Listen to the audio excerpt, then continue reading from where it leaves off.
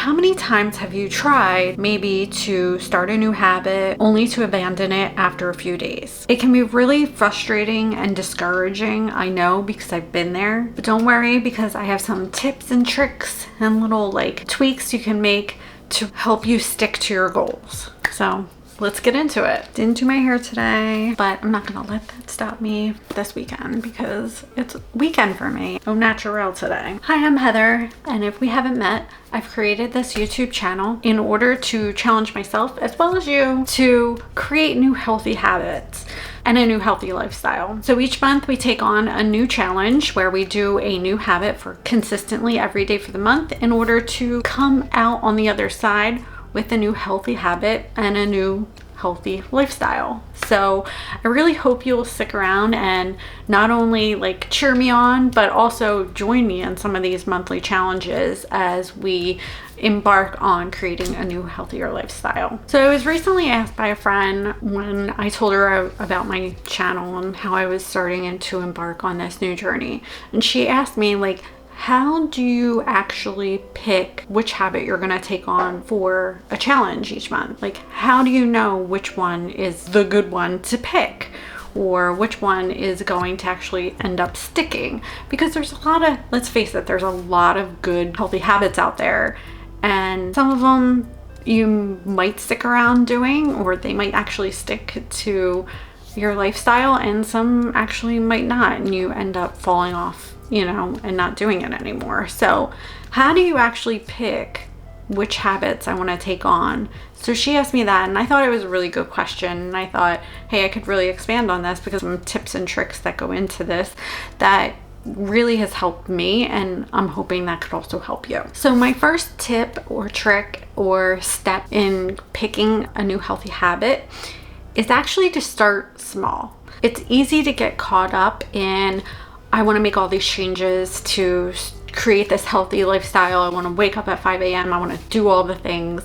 And I get it. But sometimes doing too much too fast actually sets yourself up for failure because you're just changing too much and going from 0 to 60 like way too fast, or 0 to 100, and you're just taking on too much. And that kind of can set you up for failure. So what I like to do instead is to choose one healthy habit.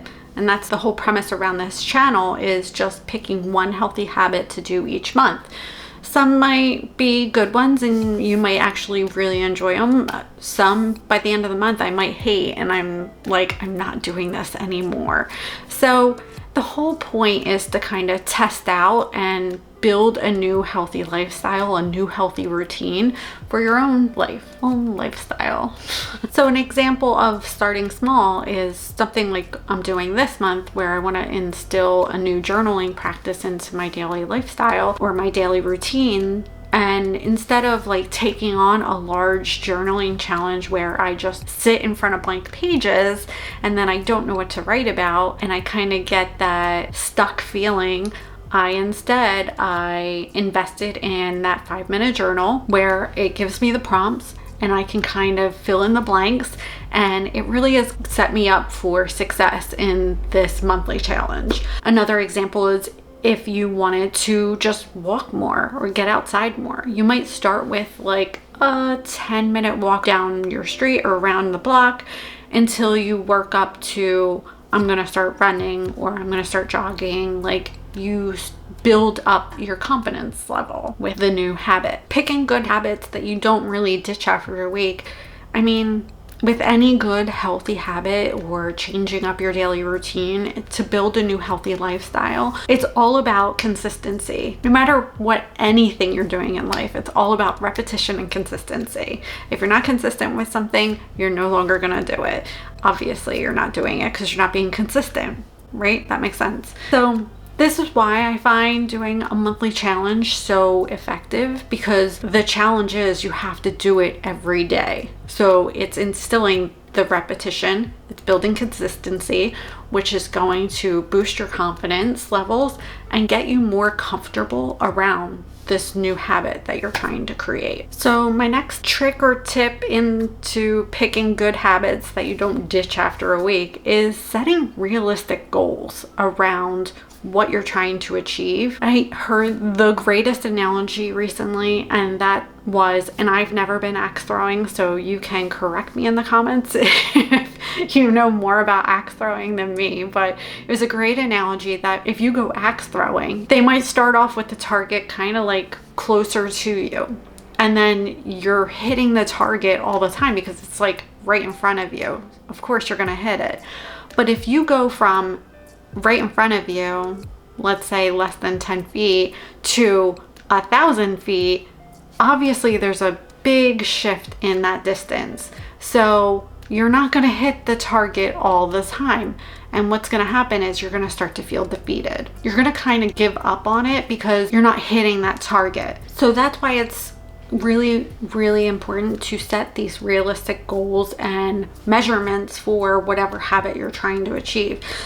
It's easy to say, I want to eat more healthy. I want to eat healthier. I mean, what does that look like? You don't know. You can't just flip a switch and just start eating healthier without any background or looking up recipes or changing maybe just your breakfast, and then maybe start tweaking your lunches and the way you meal prep. Just can't go from zero to like the next day you're just eating healthier. It's like too much of a flip.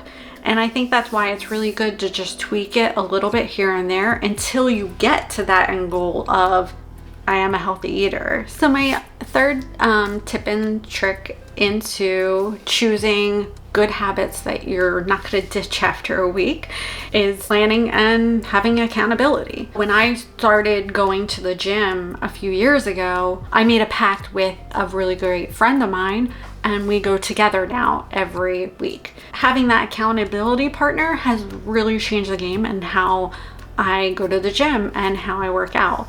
I probably would have never stuck to any type of routine of working out at the gym had I not partnered up with her and we chose each other. We're like, you gonna hold me accountable, I'm gonna hold you accountable. It also kind of helps that neither of us want to let the other one down. Now, if you don't have that type of accountability, that's another reason why monthly challenges are so fun, is because you don't really need an accountability partner. You can choose to do them with a friend.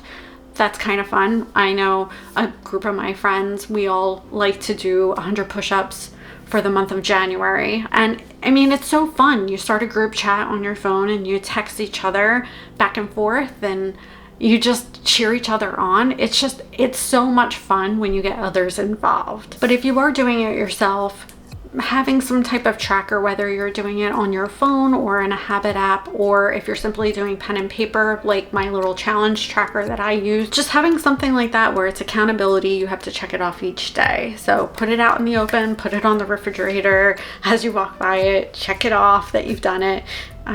Little things like that really do make a difference, and you don't realize that it's something so small, but it really does make a huge difference when you're trying to create a new habit or change up your daily routine. And my last little tip or trick or step to choosing good habits that you don't ditch after a week is positive reinforcement and celebrating those milestones. Really don't forget to celebrate your success and you've come so far.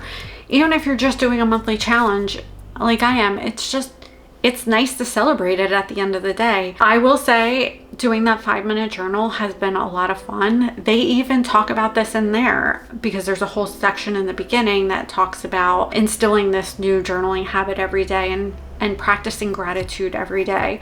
But they even give you a page to put down after 7 days, this is what I get to do or buy myself or treat myself to if I complete a whole 7 days. And I think that's important.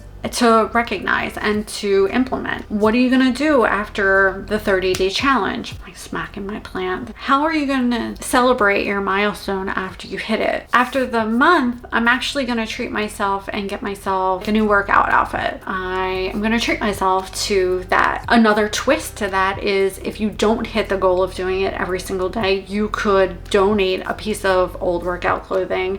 I'm actually going to do that. So if I don't hit the goal of doing it every day, I'm gonna flip it and I'm gonna have to donate an article of workout clothing. I mean, journaling seems like such an easy thing because you're only writing. You can easily forget about it too. So yeah, I'm testing this out. I'll let you know how that goes on my update video next week. So stay tuned and see how I'm doing and making out with my new journaling habit. So yeah, the 4 tricks are: start small, set achievable goals, plan, accountability and plan, and reward yourself and celebrate it. It doesn't have to be big. So yeah, thanks for watching, and if you're cheering me on, don't forget to like this video. Comment below if you're joining me in this monthly challenge. Let me know how your journaling's going this month.